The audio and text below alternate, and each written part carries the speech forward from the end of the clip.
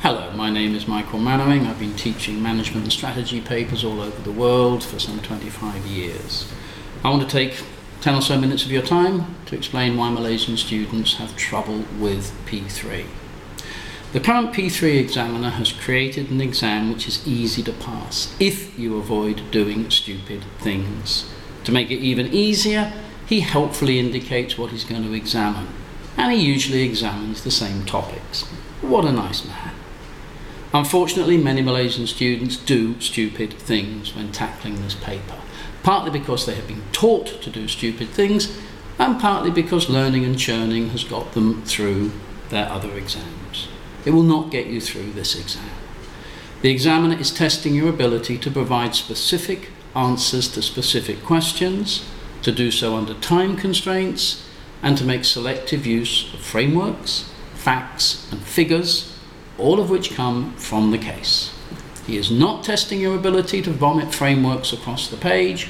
He's not testing your ability to write out what is in the case or to fill the page up with waffle. Now let's take some of those issues and look at them in more detail. Let's start with frameworks. This is not a theory paper. The number of frameworks that you need to understand are very small, and you do not need detailed knowledge on any of them. To make it easier for you, the examiner sometimes actually explains the framework in the question.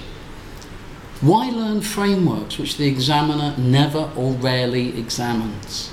The National Diamond is a good example. It is on the syllabus. It has been examined once. But it's pointless covering it for two reasons. Firstly, it's incredibly unusual for a business to move their headquarters from one country to another. And that is what the National Diamond is about. Secondly, any question that requires you to use the National Diamond can be handled by a pestle, although the reverse is not true. I can give you many more examples of the learning of needless frameworks. Bowman's clock or the Ashridge portfolio matrix spring immediately to mind. But let's move on.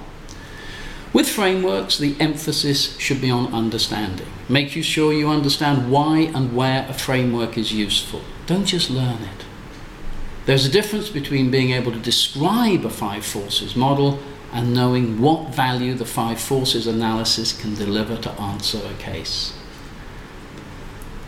For example, make sure you know the difference between corporate strategy, which is unusual both in the real world and in P3 world, and business strategy. It may come as a surprise to you to learn that the BCG is mostly a corporate strategy model, not a business strategy model.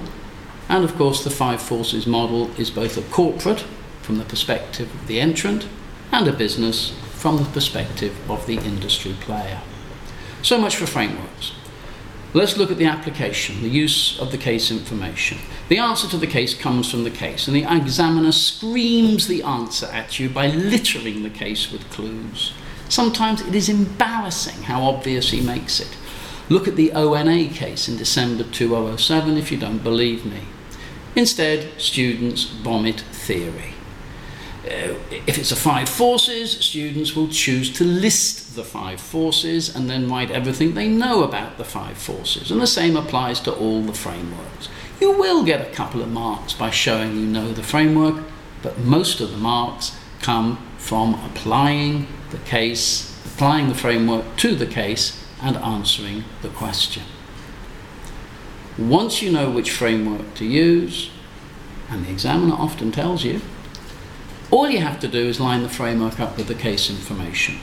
Really, you are being examined on whether you can read and write and whether a marker can read what you've written. Let's look at the figures. The figures are in the case to be used, and the more figures you are given, the more figures have to be used in your answer. Any case with quantitative data in is a spot the difference case, and the differences can be across time, things getting better or worse, and why, or across businesses, a winner and a loser, and why, or both. These are the easiest marks on the paper. Knock out a pair of appropriate ratios and you get a mark. That does not mean do every ratio that ever walked the planet, only those that fit the case. It doesn't mean do every year. Life is too short. Usually first and last years work fine. It doesn't mean explaining what each of the ratios mean by saying gearing has gone up, interest cover has gone down, cost of debt has gone up. The figures say that. What should you do? Firstly, be selective in the ratios you use, and the examiner will usually guide you. For example, by giving industry benchmark ratios, and it's those ratios that you must calculate. Present the figures in a table, not hidden away inside a paragraph. Show your workings if you're not confident about getting the ratios right. If you are confident about getting them right, don't bother. Use the non-financial data. Often it's much more informative than the financial data, and even better when you use both the financial and non-financial data together. Give an overall picture of what is going on. Draw attention to the ratios you think are particularly relevant in answering the question. Let's talk about answering the questions. The questions tells you how much to write on each section. That is the mark weighting. The bigger the mark weighting, the more you write. The questions give you the headings in your answer. That keeps you on track and shows the marker you're answering the question. And if you read all the questions together, they will tell you what the case is all about. Now, all of these things are given to you before you have read the case. Do what you're asked to do and nothing else. If you're asked to do a strategic analysis, don't start making recommendations. If you are asked why a project failed, don't explain how it could have been better managed. These will probably be the subject of other questions, and you do not get marks by putting the same points and frameworks in different answers. Do answer the sections in each question in order. Do A before B and B before C, because often they are linked. The answer to C is based on the answer to B and or A. It also makes the marker's job easier. Do reach a conclusion that simply and directly answers the question. Generally, students do not spend enough time sweating the questions and making them work for them. They assume that if they read the case, it'll all become clear. It won't. The questions are the examiner's way of telling you what you have to do to pass the paper and what to find in the case. If you don't know what to look for, you will never find it.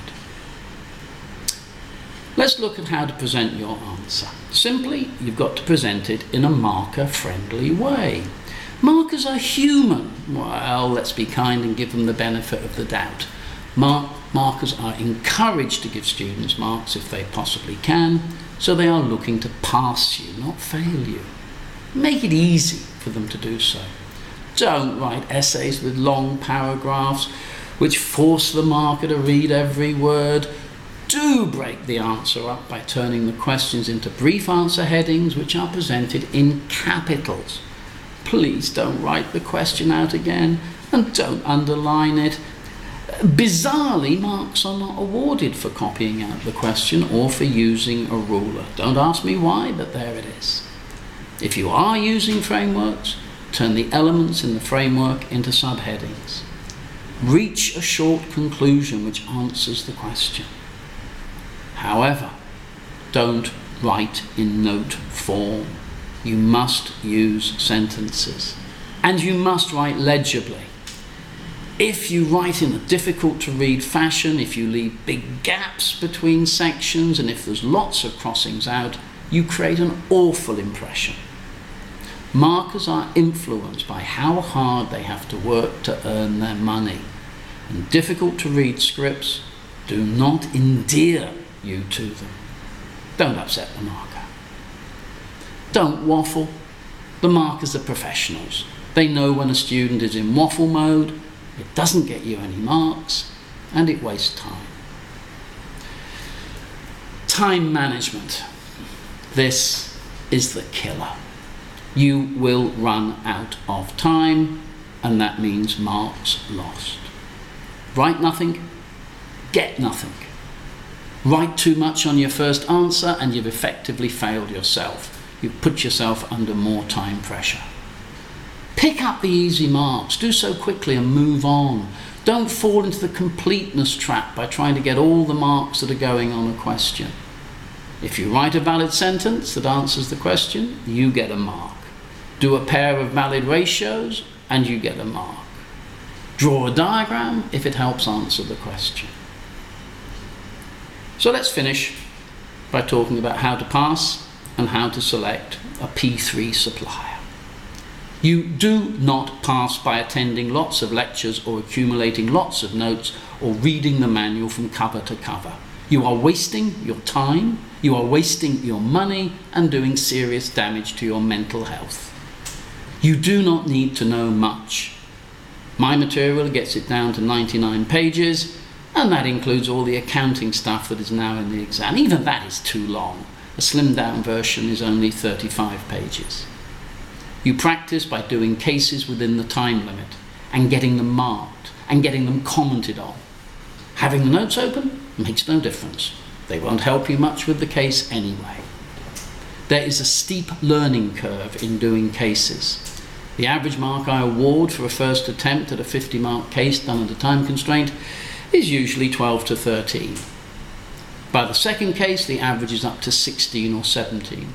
By the third case, the average mark is about 20 out of 50. Students don't know anymore. They've just got better at doing cases. Malaysian students do not like doing this. They protest that they are not prepared and need time to study the material. Total rubbish. The answer to the case comes mostly from the case and not from the notes. And the notes can be open anyway. When you have done a 50-mark case in 100 minutes, you will see this paper differently. And you'll prepare for this paper in a totally different way. So in selecting a P3 supplier, what should you look for? Firstly, make sure there are opportunities to do cases and get them marked and commented upon. It is much more demanding than sitting in a classroom and listening to a lecture drone on, but is a lot more effective in preparing for this paper. Don't do your learning about how to tackle the exam in the exam room. Case study practice is built into all the courses I offer, and there is even the opportunity to do a purpose-written mock exam that reflects my best guess of what is likely to come up in the exam. Secondly, make sure the class is of a reasonable size. You can't expect a lecturer to give you personal attention and to mark scripts if there are huge numbers. 70 or so is the maximum you should accept, and ideally it should be 50 or so. Thirdly, make sure there are not too many lectures, because too many lectures means you're learning too much that isn't going to be useful to you. I cover the whole syllabus in 5 days, and that's enough. Fourthly, make sure the materials are concise. It is not how many pages there are, but how focused they are upon the examinable syllabus. Less is more. The bluff notes do the lot in 99 pages, and the study miniatures do it in 35 pages. Fifthly, make sure you have direct email access to the lecturer, and the lecturer replies promptly, especially when it comes close to the exam time. Don't struggle at home on your own. Lecturers are paid to explain and to answer questions. So what is coming up? Well, the examiner has flagged up clearly what he intends to examine, and I'm told we're out of time. I'm sorry. Good luck with your studies.